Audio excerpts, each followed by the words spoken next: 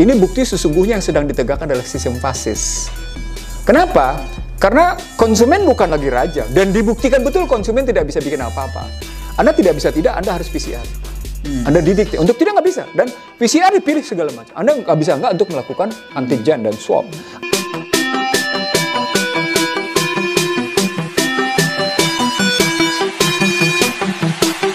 Bismillahirrahmanirrahim.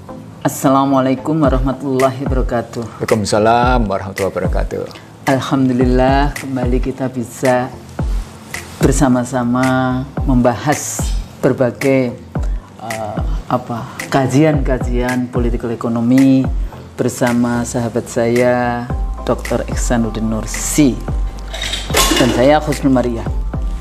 Nah, dalam konteks ini pemirsa ya, video sebelumnya kita bahas tentang kudeta korporasi. Sepertinya kita lebih banyak fokus terhadap, karena kalau kita bicara tentang developmentalism, kita bahas tentang globalisasi, kita bahas tentang westernisasi, kita bahas tentang Amerikanisasi, deregulasi. Itu lebih banyak sebetulnya pemikiran-pemikiran dari Washington, ya terutama Washington Foreign Policy. Saya selalu bicara di sana, yang kemudian menggunakan lembaga-lembaga multilateral, termasuk lembaga pendidikan. Pendidikan diantaranya akhirnya di sana. Kalau itu yang kita bahas waktu kita bicara tentang scholars tentang intelektual BO, atau bagaimana secara nggak sadar juga sebetulnya beasiswa yang diberikan kayak gitu, itu sebetulnya bagian penting di dalam mensosialisasikan ideologi brainwash, liberalisme. Terus kemudian juga kenapa di dalam konteks rekrutmen misalnya tim ekonomi di negara-negara dunia ketiga termasuk Indonesia itu harus juga mendapatkan restu dari mereka di dalam konteks itu. Jadi sejauh mana kita bisa berdaulat dengan negeri kita sendiri di dalam konteks menentukan.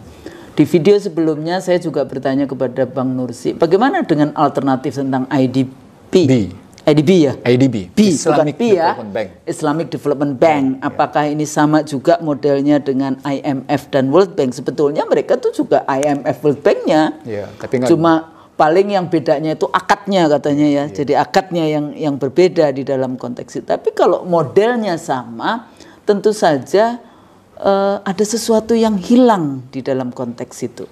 Terutama karena sistem akuntansinya sama. Sistem akuntansinya sama. Karena cuma sekedar ganti nama. Iya. Kalau itu benar, kayak misalnya sebenarnya itu perkembangan dari kita sekarang ini gitu ya, bank-bank konvensional dengan bank syariah.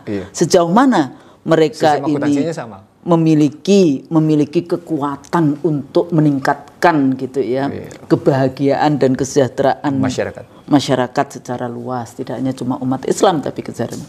Nah, Bang, kalau kembali lagi kita bahas tentang kudeta korporasi dalam artian, karena kan saya selalu intriguing gitu ya, karena hari ini tidak membahas tentang poros Jakarta Beijing kan aneh. Karena kalau kita bicara pembangunan, kita dari tahun 70-an punya minyak, salah satu kekuatan dari negara dunia ketiga kan memiliki sumber alam yang luar biasa. Kalau Bang Nursi bicara full oil, gas kayak gitu kan. Nah, kemudian hutan juga kan. Forestisasi. Yang seperti itu kan diputuskan oleh IMF, World Bank. Anda mau pembangunan ala siapa? Terus Bang Nursi juga bicara dihutangi nih duitnya. Tapi tenaga kerjanya dari kita. Sebenarnya kalau Barat enggak. Kalau Barat itu lebih tenaga ahlinya. Jadi kalau birokrat, siapa bironya, siapa kratnya. Ya jadi di Bappenas walaupun itu tenaga ahlinya kelas 3. Iya, bukan yang tentu saja, karena saya pernah itu dulu ditawari di World Bank ya, posisinya saya lebih tinggi dan saya punya PhD, dibayarnya cuma 15 juta, sementara anak buah wakil saya ya ceritanya hampir saja, tapi saya nggak mau terima waktu itu. Karena ngapain kerja di World Bank, ya kan? Kita tahu ini lembaga-lembaga yang menjajah kayak gitu.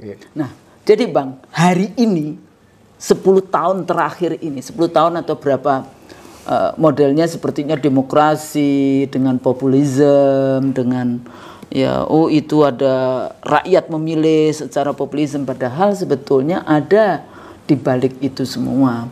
Ya, gimana kemudian yang tadi kita kan selalu bahasnya kan leadership. Ternyata leadershipnya itu, leadernya itu, pemimpin itu, ya itu bisa dibeli. Yang namanya kalau hegemoni internasionalnya kan punya pemimpin boneka di negara itu.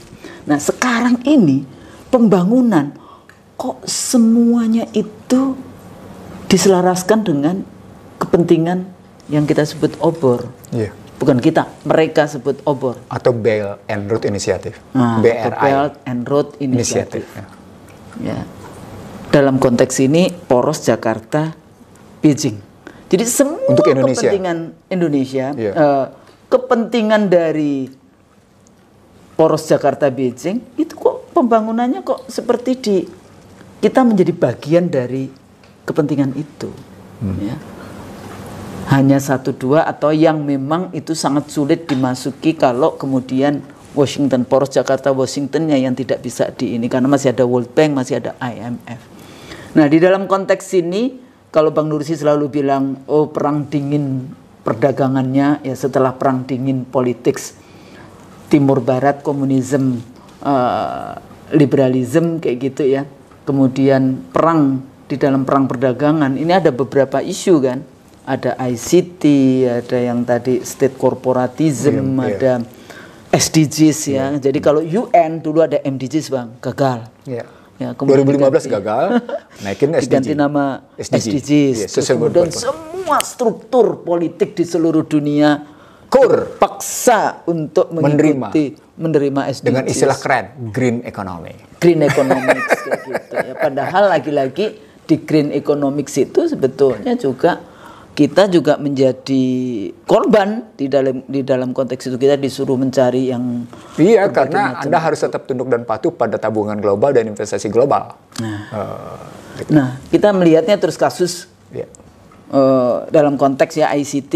Ternyata kalau dilihat dari industrial military complex ya teknologi, ternyata juga Cina bisa cepat ini melampaui Amerika di dalam konteks itu, dan ini menjadi menakutkan tersendiri sampai kemudian era Trump itu sampai itu yang direktur CEO Huawei-nya. Tapi di Indonesia lucu Bang, beberapa waktu lalu saya pernah cerita juga ya di salah satu video kita, itu katanya beberapa kementerian termasuk BIN itu katanya dihack. Nah, tapi kan semua teknologinya Huawei. Kalau menurut saya dihack. Jangan-jangan karpet merah seperti taplak mejanya Bu Neno yang keren ini, monggo silakan masuk. Jadi bukan dihack, emang kita tahu bahwa dimasukkan di dalam konteks obor itu tadi. Nah, saya takutnya ini sudah masuk di level yang selalu kegalauan saya, state corporate crime-nya itu sudah masuk di dalam di situ. Nah ini bagaimana melanjutkan tentang kudeta korporatisme? Jadi pada 2008 ketika Amerika kalah perang dagang dengan Cina, saya ingin membangun satu thinking model setelah Amerika mengeluarkan Financial Crisis Inquiry Commission, Komisi Penyelidikan Krisis Keuangan. Lalu menerbitkan kebijakan bailout 700 miliar, lalu menerbitkan kebijakan quantitative easing yang triliunan US dollar waktu itu. Kalau saya tidak salah sekitar sampai 1,6 di bawah Bernanke, Ben Bernanke, dan kemudian dilanjutkan dengan Janet Yellen. Nah, saya ngelihatnya dia bukan cuma sekedar perang dagang. Saya melanjutkan dengan istilah mereka sendiri, currency war, perang nilai tukar, yang dalam bahasa akademiknya disebut sebagai competitive devaluation, saling merendahkan nilai tukar dalam rangka persaingan dagang. Jadi currency war itu adalah saling merendahkan nilai tukar, competitive devaluation, dalam rangka persaingan perang dagang di kancah internasional. Itu yang kedua. Yang ketiga, ICT war. Nah, ICT war itu ditandai dengan Huawei sudah mendahului membangun sejumlah infrastruktur ICT dari Australia, New Zealand, Eropa, bahkan di Kanada dan di Amerika. Sampai akhirnya Trump meminta dibongkar. Dan Meng Wanzhou atau disebut dengan Sabrina Meng ditangkap di Kanada dan belum lama ini baru dibebaskan dan disambut dengan luar biasa posisi itu ya. Sebagai pahlawan. Karena dianggap sebagai bagian dari money laundering, pencucian uang dari sebuah bank. Dan memang ada sebuah bank di Hong Kong yang menjadi sarana oleh Barat untuk melakukan demonstrasi di Hong Kong. Itu sampai kayak gitu belibet-belibetnya. Itu nunjukin currency war ketemu dengan ICT war. Karenanya saya menyebutnya sebagai perang ekonomi, tapi berujung pada posisi economic ideology war, perang ekonomi, ideologi ekonomi. Nah, ketika sampai pada pemahaman perang ideologi ekonomi, maka dia masuk ke dalam konstruksi apa yang saya sebut sebagai corporate capitalism. Jadi kapitalisme korporasi melawan BUMN. Tapi BUMN dalam hal ini Cina. Nah, mari kita lihat sekarang apa yang terjadi. Setelah Black Monday, 24 Agustus 2015 terjadi, Cina sesungguhnya sudah mendeklarasikan 3 hal. Yang pertama, kami tidak akan mengikuti neoliberal. Itu tegas. Kepada mitra dagang kami akan tidak akan menerapkan neoliberal. Yang kedua, kami tidak akan menggunakan dolar Amerika. Kami akan meninggalkan penggunaan dolar Amerika. Yang kedua. Yang ketiga, kami tidak akan menggunakan World Bank. Kami tidak akan menggunakan IMF. Karena itu di kawasan dunia, Cina mendirikan New Development Bank. Di kawasan Asia, Cina mendirikan Asian Infrastructure Investment Banking. Nah, saya menyebutnya NDB ini, New Development Bank, sesungguhnya melawannya adalah melawan World Bank. Sementara AIIB melawannya adalah ADB, persaingannya. Jadi peta pertarungan kelembagaannya atau peta persaingan kelembagaannya adalah jelas. New Development Bank dalam rangka melawan World Bank. Asian Infrastructure Investment Banking lawannya adalah Asian Development Bank. Modal terbesar dari 2 lembaga yang dibangun oleh Cina, di mana beberapa negara strategis ikut, mitra dagang Cina ikut, itu rata-rata di atas 90 miliar US dollar didanai oleh Cina. Jadi Cina menanam investasinya besar-besaran di posisi. Jadi kalau kita lihat 2 lembaga tadi, Cina memang menanam sampai 190 miliar di NDB dan 90 miliar juga lebih posisinya di AIIB. Maka pertarungannya menjadi, karena ini di 2015, pertarungannya menjadi pertarungan antara yang Anda sebut sebagai One Belt, One Road, atau disebut dengan Belt and Road Initiative, melawan SDG, yang sebenarnya SDG tadi adalah bentuk kegagalan dari Millennium Development Goals. Sementara yang disebut dengan Sustainable Development Goals, pada hakikatnya adalah Triple P, Planet, People, and Profit. Tapi dengan basis tadi tabungan global dan investasi global, disertai dengan tadi perdagangan bebas yang terus berlanjut. Yang kemudian mereka bilang tetap dengan disebut dengan green economic, dan orang sedunia latah, this is the green economic gitu. Sebagai bukti bahwa mereka punya keberpihakan pada environmental. Yang Anda sebut sebagai environmental friendly. Keren nih, istilahnya keren nih kalau sampai di sini. Mereka Anda ngutip tadi tetap aja ekstrativism, jadi pengrusakan lingkungan apapun. Nah, saya terusin. Cuma mereka menggunakan istilah itu tadi, terminologi yang sepertinya environmental friendly, padahal enggak. Lalu kalau kita ambil dalam konstruksi berpikir begitu, maka kita bisa lihat Cina sudah mendahului dengan Indonesia melalui ASEAN Plus 3. Jadi ada MEA itu kemudian melakukan perjanjian dengan Jepang, dengan Korea, dan dengan Cina. Jadi ketika Cina memasukkan tenaga kerja asing, justru karena basisnya adalah soal Asian Charter yang bikin perjanjian dengan Cina. Jadi jangan kaget kalau ada tenaga kerja asing, cuma memang masuk mereka tidak fair. Tapi maksud saya adalah sejak ada peraturan yang perjanjiannya membuka jalan. Khususnya saya menjadi pembicaranya. Yang saya menjadi pembicaranya waktu ngelawan, dalam tanda petik ngelawannya, saya ngelawan berapa menteri? Ada 3 menteri, 2 dirjen gitu. Ada 2 dirjen. Ada kementerian itu mencakup Menko Polkam, Menparekraf, Kemenham, Dirjen Imigrasi, Dirjen di Pariwisata.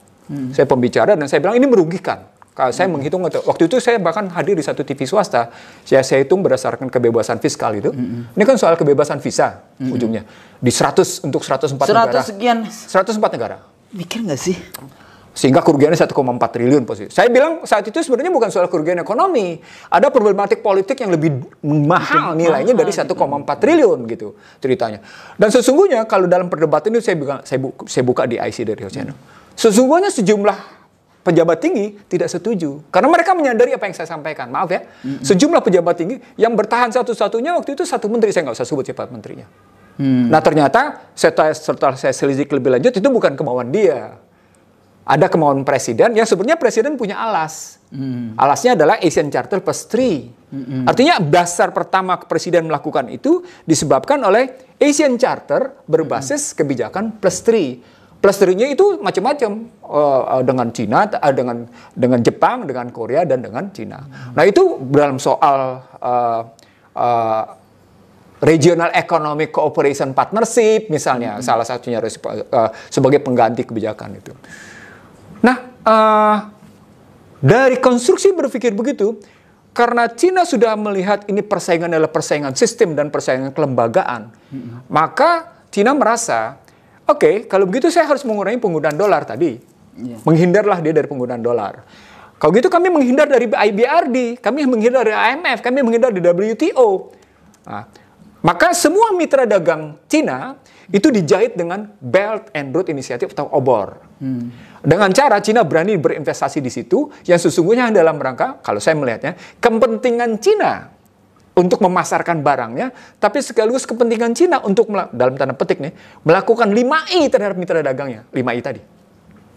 Karena prinsipnya kan perdagangan bebas.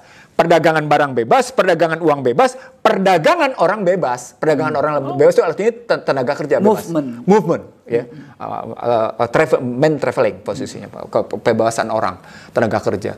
Nah, kalau kita ngelihatnya begitu, maka FUKA sesungguhnya, FUKA, volatile, uncertain, complex, ambigu, sudah terjadi ketika mereka sadar betul perang dagang ini, ya, perang ekonomi ini, perang nilai tukar ini, dan perang ICT ini sudah tidak bisa lagi ditanggulangi secara biasa.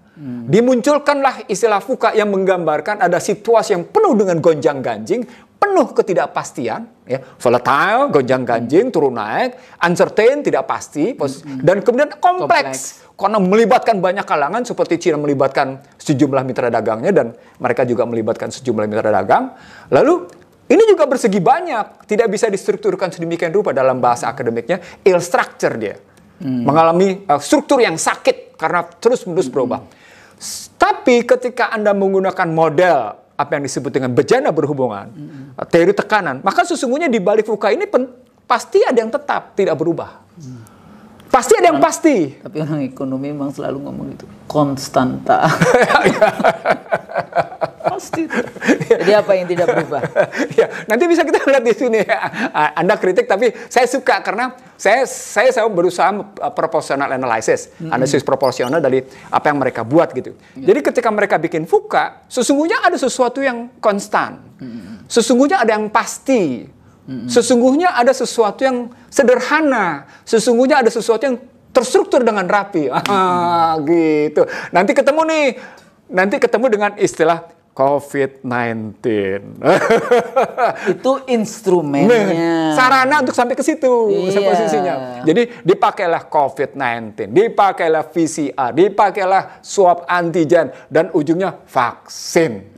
Nah, itu sesungguhnya ketika kita pahami struktur dari mulai COVID-19 sampai dengan vaksin dalam perspektif lawan dari FUKA, dalam perspektif lawan dari FUKA, siapa yang tidak terima vaksin sekarang?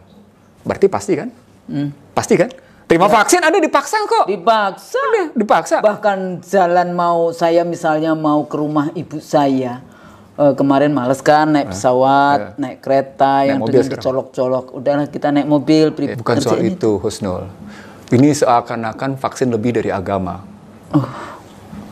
Itu padahal dalam Islam la ikraha fiddin qad tabayyana yurus.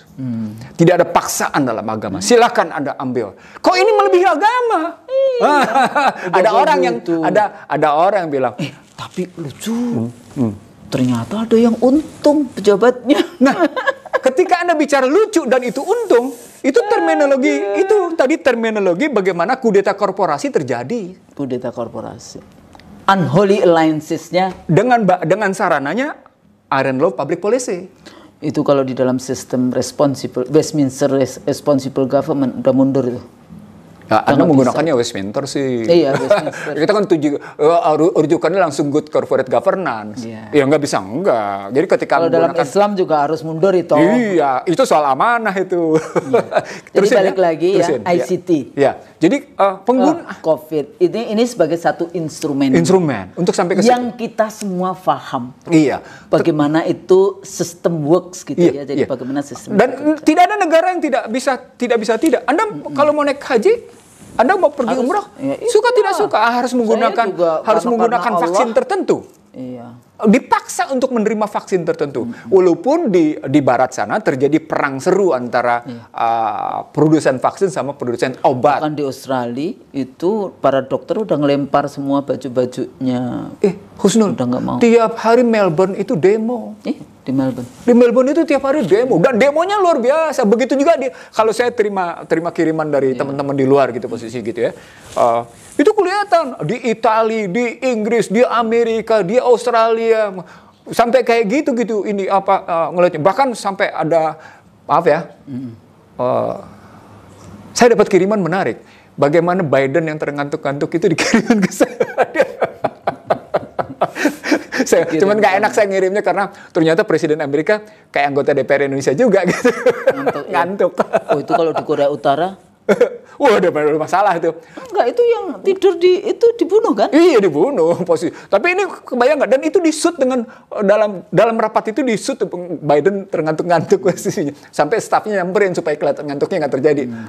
Ngomongin. Jadi ini contoh yang sangat konkret di dalam konteks perang dagang karena di situ ada farmasis, ada pebisnisnya, ada industri negaranya, ada policy-nya, ada industri keuangannya. Ada industri karena dia ICT-nya. semuanya harus semuanya divaksin dan akhirnya negara yang membeli, ya, akhirnya APBN kita kebobol dalam konteks itu.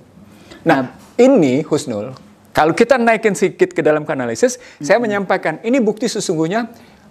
Kalau pakai istilah, saya bukan istilah saya nih Husnul, ini bukti sesungguhnya yang sedang ditegakkan adalah sistem fasis. Kenapa? Karena konsumen bukan lagi raja dan dibuktikan betul konsumen tidak bisa bikin apa-apa. Anda tidak bisa Anda harus PCR. Anda didikte, untuk tidak nggak bisa dan PCR dipilih segala macam. Anda nggak bisa untuk melakukan antigen dan swab. Anda tidak bisa Anda harus vaksin. Anda suka tidak suka harus melakukan apa yang mereka tentukan. Misalnya untuk melakukan transaksi Anda mesti pakai QR. Masuk ke mall aja harus. Iya, pakai QR posisi. Sekarang mall. Udah. Kalau sudah sampai dalam konstruksi begini, mereka sebenarnya sedang menerapkan satu sistem yang saya sebut sebagai, kalau pakai tesis akademiknya, the age of capitalism surveillance. Awal sih kita. The age of capitalism surveillance. Bagaimana kita, walaupun yang satunya adalah state capitalism, ya kan? Sama aja. Yang satunya lagi corporate sama-sama kapitalisme, tapi tetap menggunakan negara dalam konteks. Iya. Kalau yang satunya dengan state capitalism kan sudah jelas mereka menggunakan kamera di mana-mana. Kameranya sampai demikian, surveillance-nya luar biasa. Nah, kalau untuk negara yang individual, mereka sudah menggunakan gadget, sudah menggunakan HP, lakukan begitu.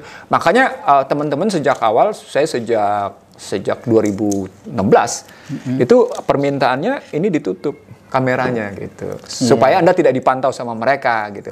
Tapi ada cara lain sesungguhnya untuk tidak menggunakan, ada aplikasinya. Pernah dulu dikasih. Nah, saya lanjutkan Husnul. Kalau mereka sudah seperti itu, maka yang disebut dengan customer is king is false posisinya, dan demokrasi adalah equal position gitu ya, posisi yang kesetaraan, maka semuanya serba palsu. Yang itu tadi, Anda tidak dalam rangka trust seeking the truth Atau sebaliknya, truth seeking the trust, tidak dalam rangka itu. Nah, kalau dia kepalsuan, tetapi kemudian ternyata bisa mendunia sebagai sarana untuk mengontrol manusia, kan ini khilafah. Berarti. Berarti ini khilafah. Ada sistemnya, ada wargana, ada pemerintahnya, ada policy-nya. That's pemerintahan. Tapi global. Global.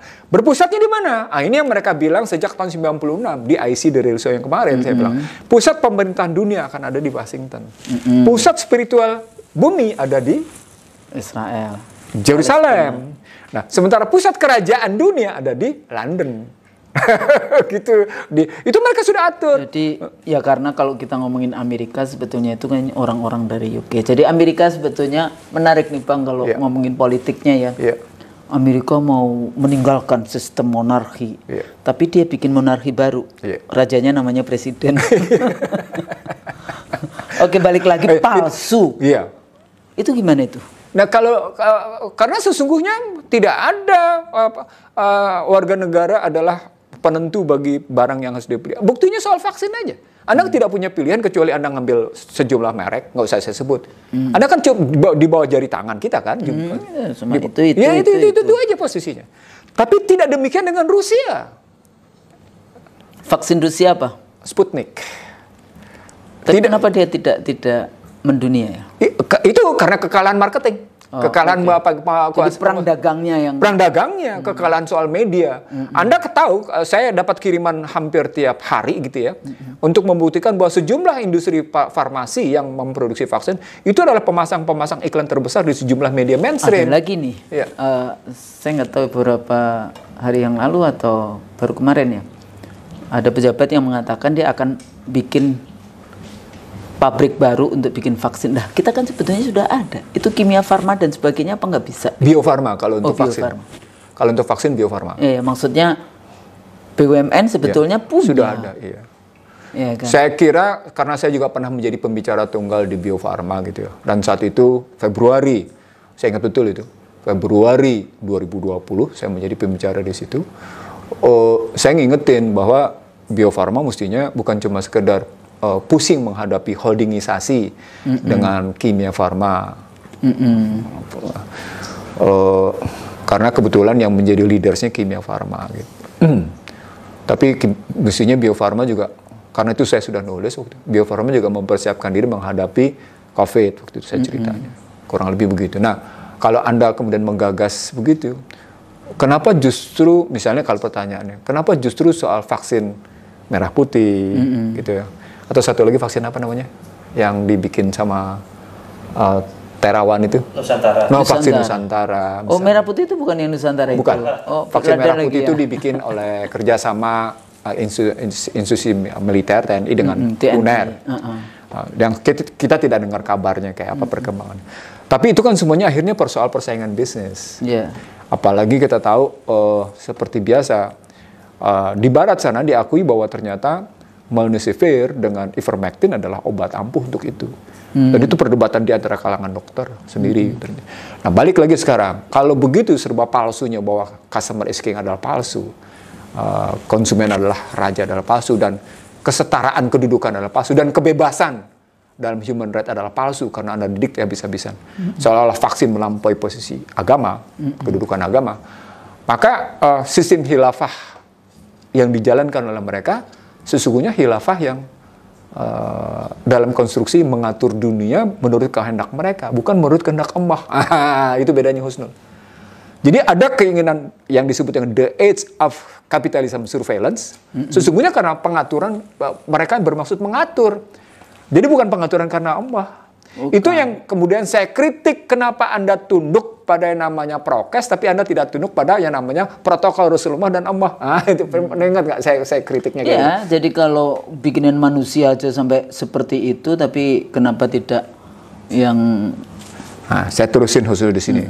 Ketika Anda sudah nunjuk ke atas, itu artinya ketika kita bicara tentang VCR, yang tadi kita bilang harganya bergerak antara 15.000 plus minus 2.000, 3.000, antara 12 sampai dengan 18 atau paling top 20.000. Problematiknya menjadi apa sih tes PCR? Kan tes PCR cuma 3 kan?